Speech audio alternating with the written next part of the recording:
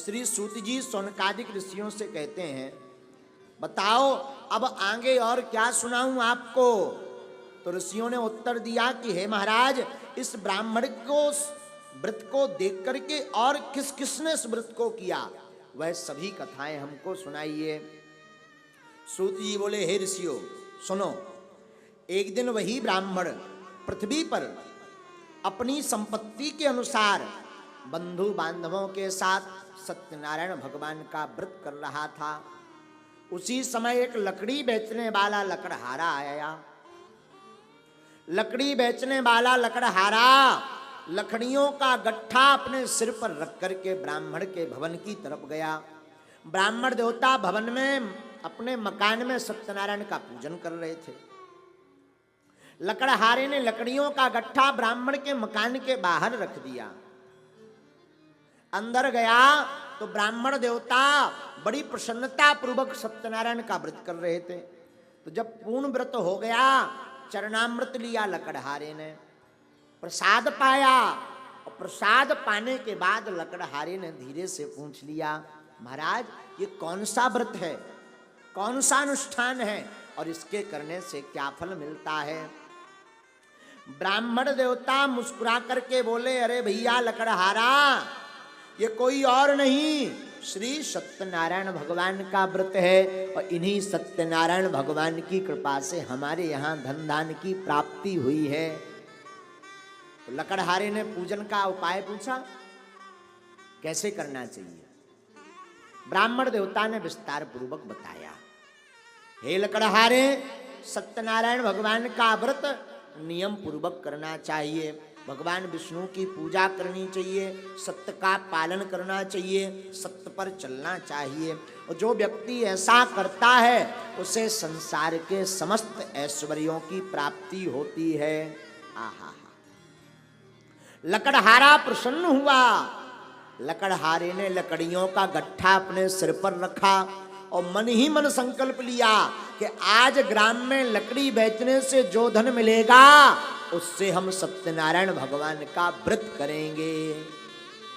और भैया ठाकुर जी ने कृपा कर दी, उसकी साधारण सी लकड़ियां चंदन की लकड़ी दिखने लगी। और एक नगर में गया, जगाम नगरे रम्ये धनिनाम यत्र संसिद्धि। धनवानों का एक नगर है जहां पर लकड़हारा लकड़ियों का गट्ठा लेकर के गया। और जैसे ही पहुंचा तो लकड़ियां बेचने के लिए रखी। और जैसे ही बेचने के लिए रखी, सोई भैया वो लकड़ियां चंदन की दिखने लगी। और उन लकड़ियों का दाम पहले दिनों से लकड़हारे को चौगुना प्राप्त हुआ। लकड़हारा बड़ा प्रसन्न हुआ। लकड़ियां बेच करके धन लेकर के रास्ते से ही पंजीरी, केले का फल, साठी का चूर्ण, गुड़ आदि सामग्री सत्यनारायण भगवान की लेकर के लकड़हारा अपने घर को आया। और घर पर आकर के लकड़हारे ने सत्यनारायण का व्रत करना प्रारंभ किया। ब्राह्मणों को बुलाया।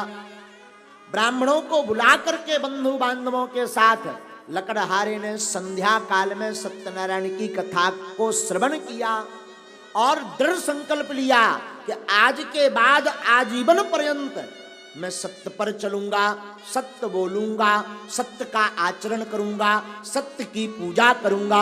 ऐसा जैसे ही दृढ़ संकल्प लिया, सोई भगवान प्रसन्न हो गए और भगवान ने सत्यनारायण के मध्य में ही आशीर्वाद दे दिया, जाओ तुम्हारे दारिद्र्य का विनाश हो जाए। और भैया हुआ क्या, एक दिन एक वृक्ष के नीचे गए। लकड़हारे को लकड़ियां बटोरने में समय लगा, वो दिख नहीं पाया।